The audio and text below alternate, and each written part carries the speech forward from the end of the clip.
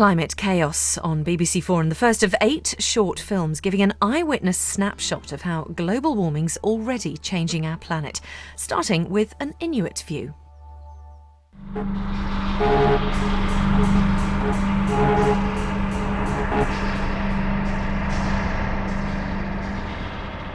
The Arctic was my first home, but on returning as an adult, I've really found that the ice is fast disappearing.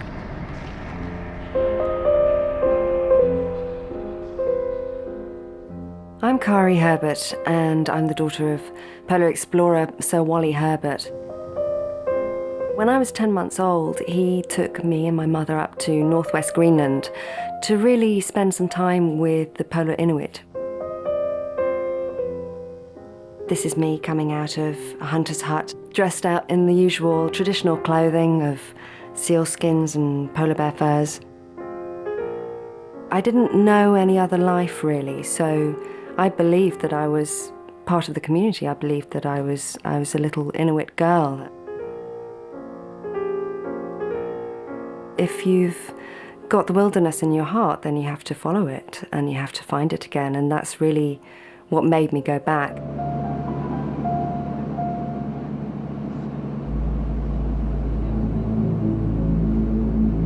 It was pretty shocking to see that the fjord, which would normally in March be completely frozen over, had in fact huge leads, open leads of water, and some of the fjord obviously hadn't frozen over at all during the whole of the winter.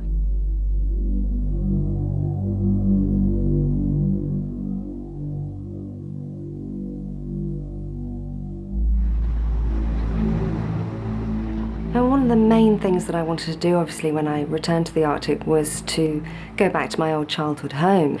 The trouble was that the ice was unpredictable and very dangerous, and there were lots of hunters who were saying to me, you really should not go out there. It's just too dangerous.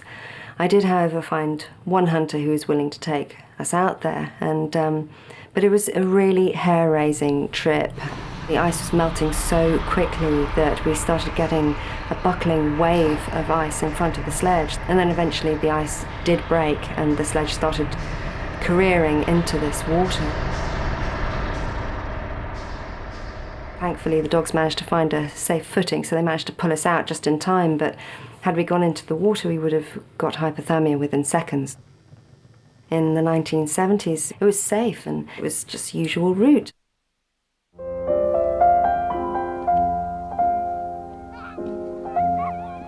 The locals, and particularly the hunters, are having quite a difficult time adjusting to what's happening environmentally. There are so many changes in the ice now that the people don't know where they can go safely.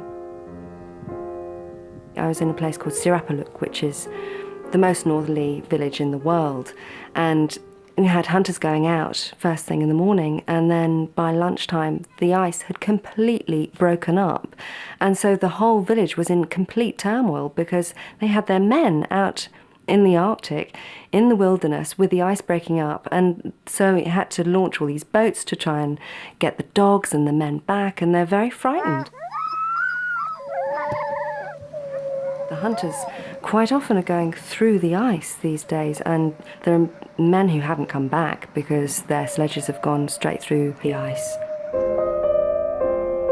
The environment is something they've known deeply, and now it's so unpredictable that they really feel displaced. And in Meltdown tonight, Paul Rose looks for evidence of climate change and what it's going to mean for the future. And he launches the largest climate experiment ever. That's at 9.